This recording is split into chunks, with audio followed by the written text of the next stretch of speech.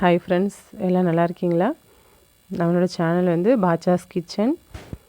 இன்றைக்கி நம்ம சாதம் ரெடி பண்ணியாச்சு, சமையல் ஸ்டார்ட் பண்ணியாச்சு. ஃபஸ்ட்டு சாதத்தை தான் எப்போதுமே நான் வைப்பேன். அதுக்கப்புறம் குக்கரில் பருப்பு ரெடி பண்ணிகிட்ருக்கேன். பருப்பில் நம்ம என்னென்னலாம் போடலாம் அப்படின்னு சொன்னிங்கன்னா, தக்காளி, பூண்டு, பெருங்காயம் கொஞ்சம் அதிகமாகவே கொடுப்பேன் பெருங்காயம். ஏன்னா நமக்கு பருப்பு வாயு இல்லையா, அதனால் பெருங்காயத்தை கொஞ்சம் அதிகம் கொடுத்துங்க. பூண்டும் அதிகமாக கொடுங்க. டேஸ்ட்டும் ஸ்மெல்லும் சூப்பராக இருக்கும், ருசியும் செமையாக இருக்கும். இது ரெண்டும் தான் நம்ம சாம்பாருக்கு டேஸ்ட்டு கொடுக்குறது. விசில் இப்போ ரெடி ஆகிட்டு, விசில் விட்டு நம்ம இறக்கி வச்சாச்சு.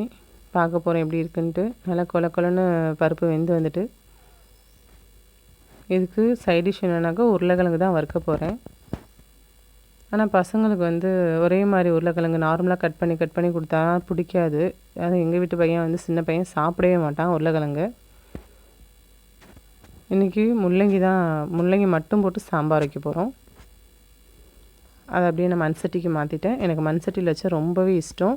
சாம்பார் நல்லா மணக்க ருசிக்கு செம்மையாக இருக்கும். சாம்பார் மீன் குழம்பு மட்டும்தான் மண்சட்டி மணக்கணும் இல்லை, எல்லா குழம்புமே மண்சட்டியில் வச்சா மணக்க தான் இருக்கும். கண்டிப்பாக நீங்களும் ட்ரை பண்ணுங்கள். மண் சட்டிலே சமைக்கவே முக்கால்வாசி எனக்கு ஆசையாக இருக்குது. உங்களுக்கும் ஆசை இருக்கா என்னென்னு கமெண்ட்டில் சொல்லுங்கள்.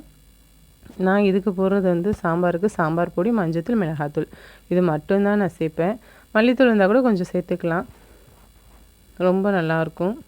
ஒரு பச்சை மிளகா போட்டிருக்கேன். கொஞ்சம் உப்பு சேர்த்துட்டு அதை கொதிக்க விட்டுருவேன். கொஞ்சம் புளியும் அதோட சேர்த்து ஊற்றிட்டோம்னா எல்லாம் ஒன்றா வெந்து ஒரு கொதி வந்து ரெடியாக இருக்கும். இதுக்கப்புறம் சைடிஷ்க்கு உருளைக்கிழங்கு ரெடி பண்ணணும் இல்லையா, அதை நான் கட் பண்ணி ஸ்லைஸாக ரெடி பண்ணி வச்சுட்டேன். இது எப்படி கட் பண்ணணுன்னாக்கா, கத்தியில் வந்து ஒவ்வொருத்தவங்க அரோமனையில் இருந்துச்சா இன்னும் நைஸாக வரலாம்.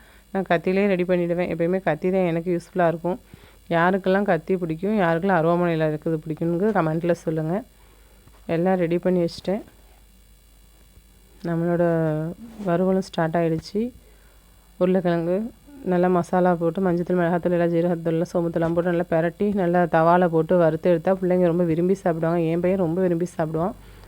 இதில் வந்து சாம்பார் இப்போ ரெடி ஆகிட்டு தாளித்து கொட்டியாச்சு. ரைஸும் ரெடி ஆகிட்டு, சைடிஷும் ரெடி ஆகிட்டு, உருளைக்கிழங்கு நம்ம சாப்பிட வேண்டியதான். பிள்ளைக்கு லஞ்ச் பாக்ஸும் பேக் பண்ணி கொடுத்தாச்சு. இப்போ நாங்களும் சாப்பிட உட்கார போகிறோம். கண்டிப்பாக என்னோடய சேனலுக்கு வந்து சப்போர்ட் பண்ணுங்கள், சப்ஸ்கிரைப் பண்ணிக்கோங்க. டெய்லி விலாக்ஸாக எடுத்து நான் போட்டுட்ருக்கேன் உங்களுக்கு. பாருங்கள், சுட சாதம் தட்டில் வைக்க ஆரம்பித்தாச்சு. இல்லை நானும் மாமியும் தான் இருக்கோம், 2 பேருமே சாப்பிட உட்காந்தாச்சு. அதுக்கு நாங்கள் வத்தலும் வத்தாச்சு. சைடிஷாக உருளைக்கிழங்கும் இருக்குது. அதே சேம் இன்னும் என்ன தெரியுமா டேஸ்ட்டாக இருக்கும் சாம்பாருக்கு சொல்லுங்கள், நார்த்தங்காய் ஊறுகாய். யாருக்கெல்லாம் நார்த்தங்காய் ஊறுகாய் சாம்பாரோட வச்சு சாப்பிட்டு பிடிக்கும்னு சொல்லி எனக்கு கமெண்ட் பாக்ஸில் சொல்லுங்கள். உங்கள் வீட்டில் என்ன சமையல்ங்கிறது கண்டிப்பாக எனக்கு சொல்லுங்கள். இன்றைக்கி நம்மளோட லஞ்ச் மீன் சாம்பார், உருளைக்கிழங்கு வறுவல், வத்தல், இவ்வளோ தான் நம்மளோட இன்றைக்கி லஞ்ச் மெனு. என் வீடியோவை தொடர்ந்து பாருங்கள், சப்போர்ட் பண்ணுங்கள், லைக் பண்ணுங்கள், ஷேர் பண்ணுங்கள், கமெண்ட் பண்ணுங்கள். மறக்காமல் சப்ஸ்கிரைப் பண்ணிக்கோங்க, ஆளுங்கிற பெல்லை கிளிக் பண்ணிக்கோங்க. நீங்கள் லைக் போட தான் எல்லோரும் வீடியோஸ் பார்க்க முடியும். ப்ளீஸ் எனக்கு ரொம்ப சப்போர்ட் பண்ணுங்கள். என் வீடியோவில் என்ன ப்ராப்ளம்ங்கிறது எனக்கு கண்டிப்பாக சொல்லுங்கள். ஓகே, பாய்.